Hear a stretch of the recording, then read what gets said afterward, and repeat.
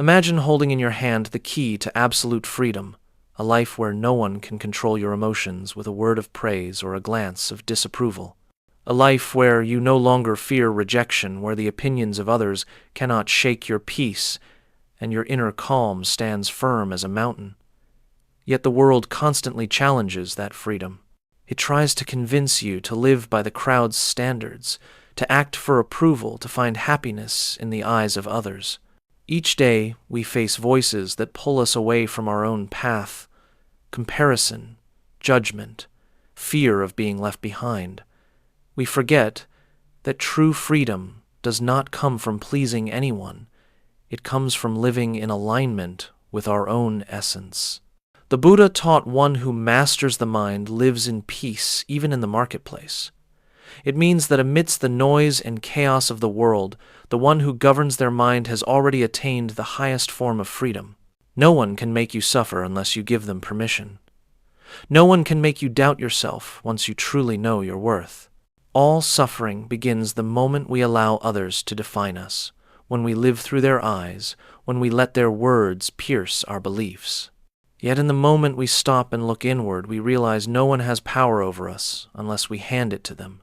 Peace does not lie in being understood. It lies in understanding yourself.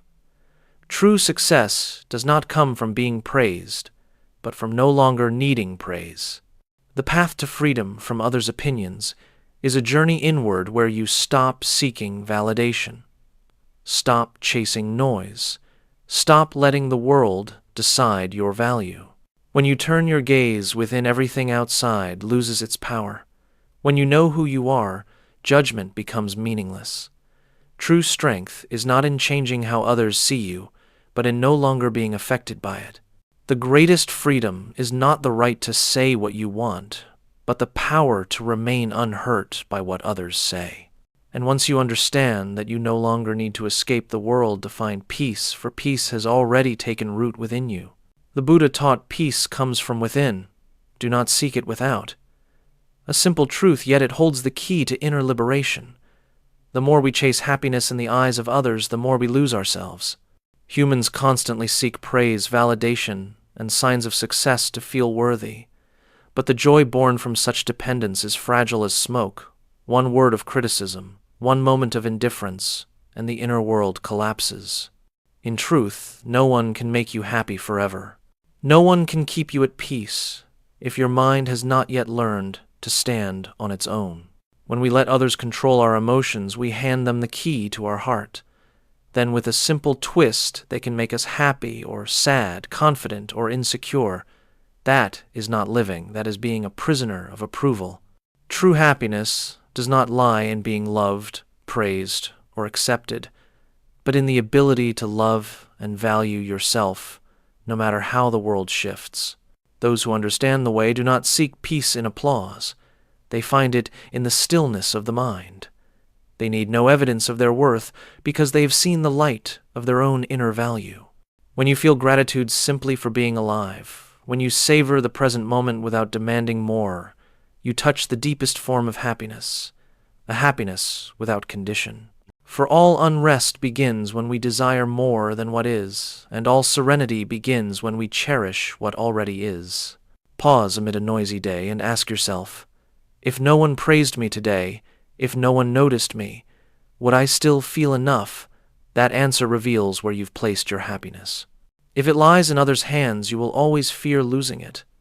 But if it lies in your own heart, no one can touch it. The Buddha spoke of trituk contentment. The one who knows enough is rich. They do not suffer from lack nor become arrogant from abundance, for they understand that all joys are fleeting and only inner peace endures. Happiness is not a destination, but a state of one who has stopped searching and turned inward. When you stop chasing, happiness begins to find you. When you stop demanding love, you naturally become lovable. And when you stop pursuing external light, you discover that the light within has never gone out. Remember, peace is not a gift to receive. It is a skill to cultivate. Only when you learn to be happy alone will the world lose its power to take that joy away from you. Solitude is not emptiness. It is the space in which the soul grows. People fear being alone because they have never learned how to face themselves. They seek noise to escape the silence crowds, to conceal their insecurity. Yet the more they run, the more restless the mind becomes. The Buddha taught one who can sit quietly alone has already walked halfway to wisdom. For only in stillness can we hear the truest voice of our own heart. Solitude is the test for those who wish to know themselves deeply. When there is no one beside you, no praise, no validation, you see your true worth. Solitude is like a mirror, reflecting the whole mind. The things you tried to forget, the fears you avoided, the desires buried beneath the noise of daily life. In quiet, you are forced to be honest with yourself, and that honesty becomes the gateway to real growth. Those who embrace solitude are not weak. They simply choose to invest in their inner world instead of wasting energy on meaningless externals. Solitude does not kill joy. It refines clarity. In silence, we learn to observe our emotions, to witness our thoughts, and to let go. Gradually, we realize that peace does not come from having someone beside us, but from being strong enough to stand beside ourselves. All wise beings and masters of the mind have known solitude. The Buddha meditated alone beneath the Bodhi tree. Lao Tzu left the city and disappeared into the mountains. All who seek truth choose stillness to nourish wisdom. They know that only when the mind is no longer pulled by circumstances does insight arise. Solitude does not sever connection with the world. It deepens it. When you can remain calm in solitude, you no longer need anyone to affirm your value. You begin to love quietness, as a gardener loves the rain, knowing it is the time when roots grow deep. From solitude comes stability, from silence, direction. And when the world grows noisy, you become the safest refuge for your own soul. Remember, solitude is not deprivation. It is the privilege of those building inner power. When you no longer fear being alone, you have already become strong. For the one who can sit peacefully in silence is beyond the reach of the external world. One of the most powerful invisible chains binding people is the need for approval.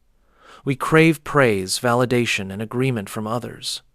Yet the more we seek approval, the more we lose our true essence. The Buddha taught you, as much as anyone in the entire universe, deserve your love and affection. This is a reminder that no one can grant you value you have not first recognized within yourself. Those who live through others' eyes are never truly free. They rejoice when praised, suffer when criticized, and spend their lives chasing fragile validation. But worldly approval is like water through your fingers. The tighter you grasp, the faster it slips away. Only when you stop searching outward and return inward can you touch genuine love, the kind that is unconditional, needing no object, depending on no one. Self-love is not selfishness. It is respect for your own soul. It means knowing when to rest, when to say no to what harms your spirit, and when to smile at yourself, even without applause. When you love yourself, you no longer need to be chosen, for you have already chosen you. When you recognize your own worth, praise no longer inflates you, and criticism no longer shakes you. Buddhism teaches that all suffering comes from attachment. Clinging to others' opinions is another form of attachment. When you hand the world the right to define you, you will live forever in fear of judgment. But when you let go of the need for approval, you reclaim your freedom. You stop trying to meet others' expectations and begin to live according to your own true nature. Remember, self-respect is not born from being respected by others, but from living honestly with what you believe is right. When your actions spring from inner values instead of external validation, you sow the seeds of peace. And when you stay true to that path, you become your own source of light. True love begins when you treat yourself with the same kindness you would offer a dear friend. Do not expect others to love you enough if you have not yet learned to love yourself enough. Praise yourself, affirm yourself, forgive yourself, and lift yourself each time you fall. For in the end, the longest companion of your journey is none other than your own mind. When you love yourself deeply, the world mirrors that love back to you through peace and respect. Nothing exhausts the human heart more than trying to please everyone. We smile when we don't want to agree, when we're not ready, and nod while our soul quietly resists. Bit by bit, we trade away our peace in exchange for the comfort of being liked and accepted. But the Buddha taught one who keeps the mind still amid praise and blame is truly free. For no one can ever satisfy the world, and the harder you try, the further you drift from your true self. Some people spend their entire lives as mirrors reflecting others' expectations. They change their words, behavior, even dreams just to please someone else. But eventually they realize that no matter how hard they try, there will always be someone dissatisfied. The world shifts every day while you burn out in the endless effort to prove you are good. Being kind does not mean saying yes to everything. True goodness lies not in enduring endlessly, but in knowing when to stop to protect your inner stillness. The Buddha once said, "One word that brings peace is worth more than 1,000 empty ones. Peace is your greatest treasure, and it cannot survive if you let others constantly enter and stir your heart. Help others with compassion, but not to the point of losing yourself. Listen with kindness, but don't let others' voices dictate your choices. Between pleasing everyone and preserving inner peace, the wise always choose the latter. Setting boundaries is not selfishness, it is the self-respect of one who knows their worth. When you say no to what disturbs your heart, you are saying yes to peace and freedom. When you stop before reaching exhaustion, you are protecting your life force so you can continue to love in a healthy way. No one has the right to demand that you sacrifice your serenity to make them comfortable. Remember, kindness loses its meaning when maintained through suffering.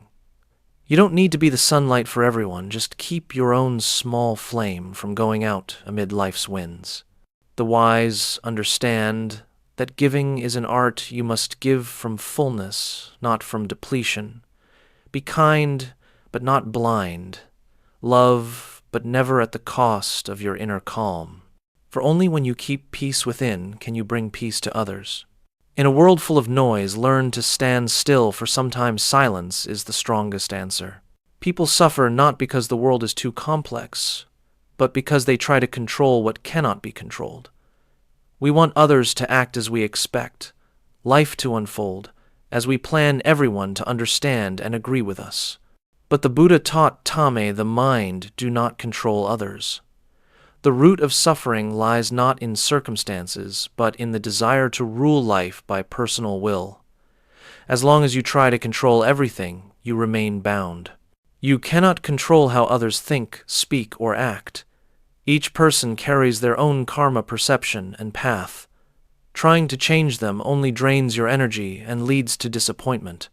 The wise do not waste strength bending the world. They learn to govern themselves, to adapt, and to stay serene. When you stop demanding others to change, you reclaim your freedom. True strength lies not in making others obey, but in remaining calm when they don't. Self-mastery is the art of the awakened. It is knowing when to stop as emotions rise, when to stay silent if words could wound, and when to smile when things slip beyond control. This is not indifference. It is the wisdom of one who sees through impermanence. Everything changes, and the tighter we hold, the more we lose. When you release the urge to control others, you begin to control your own mind. The Buddha said, "The mind is the ruler. When the mind is at peace, the world is at peace." When you learn to direct your energy toward improving yourself, your thoughts, your reactions, your attitude, you become stronger than ever. Instead of asking, "Why did they do that?" ask, "How can I respond without losing my peace?" When your question changes, your life transforms. The one who governs their mind is not easily disturbed by the world, for they know that everything outside is merely a reflection of the inner state. Remember, you cannot control the waves, but you can learn to surf. Life is the same. You don't need to change the wind, only adjust your sails. When you stop blaming and start cultivating your mind, suffering begins to dissolve. No one can make you suffer unless you allow it. No one can unbalance you if you know how to return to your breath and keep your mind steady. Self-mastery is not just a skill, it is liberation. When you stop trying to control the world loses its power over you.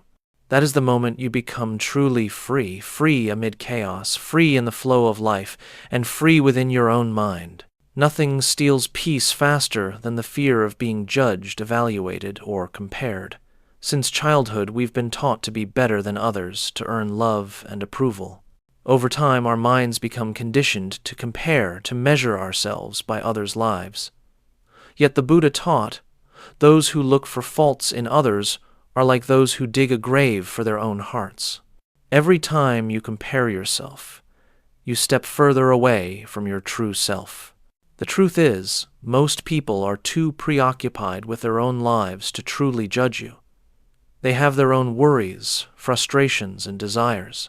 The fear of what others think is merely an illusion created by an untamed ego. When the mind is unstable, it builds a prison of judgment and locks itself inside.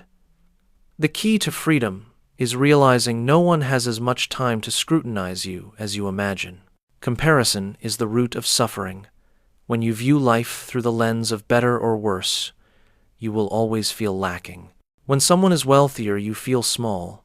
When someone is loved more, you feel less. When someone moves ahead, you feel behind. Yet each person carries their own karma, their own timing for blooming. You cannot measure your winter by another's spring.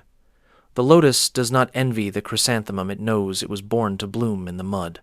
The Buddha said, "One who knows contentment, even lying on the ground, is at peace. One who knows no contentment, even in heaven, is restless." The contented find happiness, even in little. The discontented feel empty, even in abundance. Comparison robs gratitude. Rather than seeing what we have, we only see what we lack. To be free, transform the energy of comparison into learning. When you see someone better, learn from them. When you see someone suffering, awaken compassion. In the age of social media, comparison becomes even subtler. We see perfect moments curated to appear happy and mistake them for reality. But behind those flawless smiles often lie worries unseen. Other people's lives are not your standard. Each person walks a unique path filled with lessons only they can understand. You do not need to be like anyone else. You only need to be true to yourself. When you release the fear of being compared, you regain the energy to grow. When you stop worrying about others' opinions, you begin to hear your own inner calling. There is no better or worse in awakening, only those walking faster and those walking deeper. Live fully at your own pace, for no one can walk your path for you. Do not let others' eyes blur your vision. Peace does not come from winning over others, but from not needing to win at all. When you see life through understanding instead of comparison, when you can smile at judgment instead of reacting, you rise above comparison, and that is true freedom. Humans remain restless because they seek validation from the outside.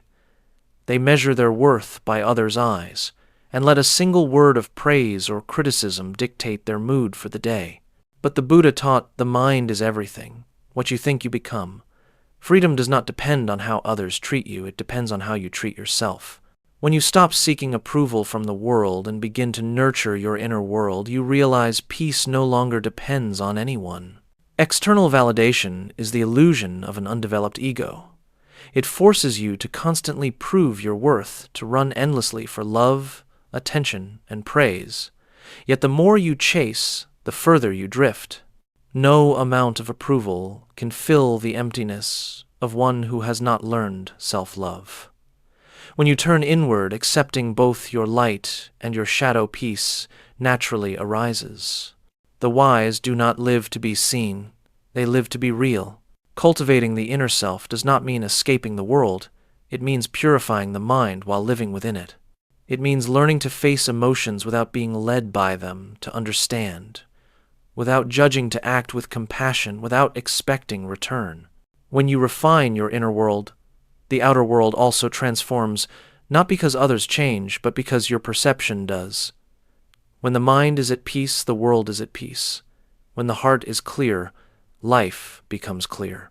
The Buddha spoke of equanimity, the state of mind, unmoved by praise or blame, gain or loss, rise or fall.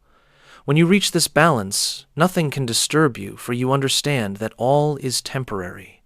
Praise fades, fame rises and falls, but inner wisdom and peace remain your true wealth. Spend time nourishing your mind with mindfulness, meditation, and gratitude. Only when you are calm within can you live kindly without. Cultivating the inner self is also the journey of dissolving the ego, the part that always wants to be right, to be more, to be seen. As the ego shrinks, compassion expands. When you no longer need to be praised for being good, you naturally become good. When you stop proving your worth, you begin to live with genuine value. That is the deepest transformation from one ruled by the world to one who rules their own mind. In the end, every path to enlightenment returns to one truth: you already have enough within. You need no applause, no recognition, only a steady mind, a clear heart, and unshakable faith in your chosen path. When you live with that awareness, the world no longer controls you. You begin to master your inner world. And when the inside is still, the outside naturally finds its peace.